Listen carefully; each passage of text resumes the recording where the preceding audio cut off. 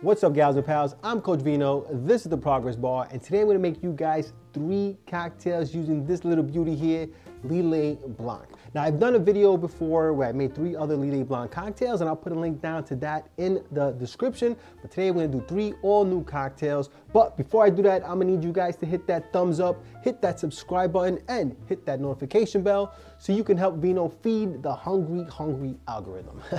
All right, folks, so make sure you stick around because we're gonna boogie down. All right, so let us get into our first cocktail. This one is called Prince Edward. The Prince Edward cocktail was created by Stan Jones for his 1977 Jones Complete Bar Guide. All right, let's look at what is in the sauce for our cocktail. The first thing we're gonna need is 3/4 ounce of our Lillet Blanc. Next, we're gonna need a 1/2 ounce of one of my absolute favorite liqueurs, and that is Drambuie. Drambuie is a honey Scotch liqueur, which is fantastic. Now we're gonna need 2 ounces of our actual Scotch. All right, I'm gonna be using Johnny Walker Black. All right, so this is Rusty Nail with Lillet Blanc, and Rusty Nail is one of my absolute favorite cocktails, so I'm all good with that. All right, now we're gonna need 2 dashes of orange bitters. 1, 2. All right, and then we're just gonna go ahead and add some ice to our mixing glass. All right, and let's go ahead and stir that for about 25 to 30 seconds. All right, boys and girls, I think I stirred that bad boy up enough. Oh yeah, that's gonna be delicious. And put this to the side. We're gonna serve down our glass. I'm gonna be serving that in a coupe, which has been chilling like a villain. So let's go ahead and get this bad boy in there. Oh yeah, look at that. That's pretty. That is a beauty. All right, so then we're just gonna go ahead and garnish that with an orange peel. I'm gonna express the oils over the glass, rub it for some good luck, because we can all use some good luck. Dump it in the glass. And there we have it, folks, our Prince Edward cocktail. All right, so before we get into our next cocktail, let's go ahead and give this bad boy a sippy sip. Cheers. On the nose, you get obviously a lot of citrus notes from the orange peel, and Lillet Blanc also provides a little bit of its own. Oh, that's great, guys. Look, if you're a fan of the Rusty Nail, which is going to provide some of those kind of smoky, peaty notes from the Scotch, and then some delicious, spicy honey notes from the Drambuie, and then the Lillet Blanc comes around and really kind of smooths it all out with those, you know, it's got those wine notes, it's got some citrus notes, floral notes that are going on there, so it kind of smooths it all out. A very nice, elegant cocktail. This is absolutely something I would drink again. Delicious. Oh yeah. And then of course those orange bitters as well add a little more of those citrusy notes, a little more spicy notes, right folks? So we're gonna go ahead and get into our next cocktail, which is called the Summer Shack. The Summer Shack cocktail was created by Joaquín Simó at Death & Co. in New York City. All right, let us look at what is in the sauce for our Summer Shack cocktail. We're gonna need 3.5 ounces of our Lillet Blanc. I like the sound of this one. It sounds like it's gonna be a nice, bright, kind of vibrant cocktail. And then we're gonna need a 1/2 ounce of Sauvignon Blanc. You know, I do find it a little interesting that they're using wine also, because this, you know, Lillet Blanc is a wine, aromatized wine. So this, I guess this is just gonna add a little more of those wine notes, okay? Now it's only 1/2 ounce, so you're gonna wanna drink that wine as soon as you can, maybe for dinner, you know what I'm saying? And then we're gonna do a 1/4 ounce of Elderflower Liqueur. So yeah, once again, I mean, all of these ingredients so far just say to me, vibrant, summery, brunchy kind of spirit, okay? Cocktail, okay? Then 1.5 ounces of gin, all right? I'm gonna be using Warwick gin, which is a local gin here in New York, all right? And then we're gonna do a bar spoon of simple syrup, okay? So this is very dry so far, with the exception of the elderflower. So we're gonna go ahead and add a bar spoon of our simple syrup, all right? Beautiful. And then we're gonna go ahead and add ice to our mixing glass. And we're gonna stir it out for about 25 to 30 seconds. All right, folks, I think we stirred that bad boy up enough. Oh yeah, I have a very strong feeling this cocktail is gonna be exactly what I said it was gonna be. So we're gonna put that to the side. I got my martini glass here, chilling like a villain, all right?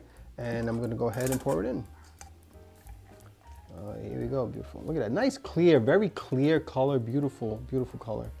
You know, we're looking at of what I'm thinking is a bright, vibrant martini, basically, okay? Then we're just gonna go ahead and grab an orange peel, and we're gonna express it over the drink, all right? And then we're just going to discard it, right, folks?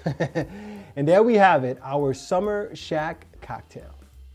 All right, so before we get into our final cocktail, let's go ahead and give this Summer Shack cocktail a sippy sip. Cheers. Oh yeah, this is exactly what I thought it would be. It is a much lighter, more refreshing version of the Vespa. The Elderflower and the Sauvignon Blanc really brighten up the cocktail, really kind of mellow it out. I mean, this is something that would be absolutely delicious, you know, at a summer shack, you know, sitting on the beach. You know, if you're doing a brunch or something like that in the summer, this is a great summertime cocktail, a great riff on the Vespa or just the martini in general. Okay, this is very, very nice. Oh yeah, it's very, very nice. All right, so let us get into our last cocktail, and this one's called the Cadaver Reviver. The Cadaver Reviver cocktail was created by Simon Difford at the Cabinet Room in London, England. All right, so let us look at what is in the sauce. First thing we're gonna need is 3/4 an ounce of our liqueur of honor, the Lillet Blanc. All right, we've had a beautiful showing so far with this bad boy. Now we're gonna need 3/4 an ounce of triple sec. Now, I'm assuming you guys already realize this is a riff on the Corpse Reviver. Now we're gonna need 3/4 an ounce of tequila Blanco, or Blanco Tequila, tomato. And then we're gonna want 1/2 an ounce of lemon juice, all right? I got my super juice here, all right? So 1/2 an ounce of lemon. And then we're gonna go ahead and add ice to our shaker. And then we're gonna shake that for about 10 to 15 seconds.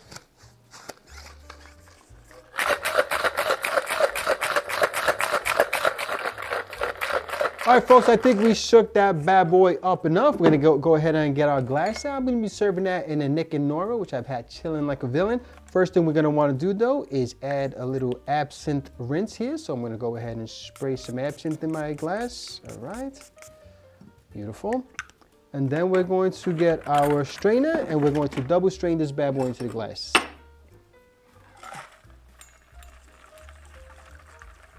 All right, folks, looks like we got all we can get out of our shaker there. We're gonna push this off to the side. And then we're just gonna garnish that with a lemon peel here, right there. I got a little speared lemon peel. And there you have it, folks, our Cadaver Reviver. All right, so let's go ahead and give our last Lillet Blanc cocktail a sippy sip. Cheers. Obviously, right in the nose, anytime you use an absinthe rinse, you're getting that anise, like licorice tones on the nose, all right? Oh yeah, that's good. That's really good. Look, if you're a fan of the Corpse Reviver and you like margaritas or tequila, this is like the combination of your life, of your dreams. You know what I'm saying? So it's very, very good. The the tequila definitely is on the front of the palate there, but then you get those beautiful notes from everything else. The lemon juice kind of mellows it out. It helps to bring it all together. Very, very nice. Very, very nice. Oh yeah. Yeah. This is one where the Lillet Blanc might be the most subdued of them all, but it does help to bring a little more brightness and floralness to the cocktail. So it does exactly what it's supposed to do, right, guys?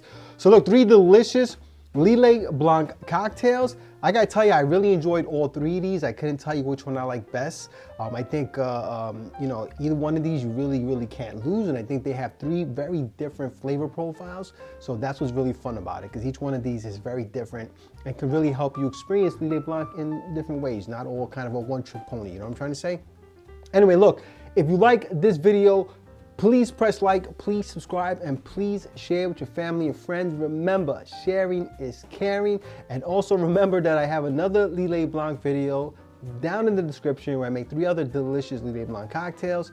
And remember, when life gives you lemons, you make yourself a cocktail. Cheers.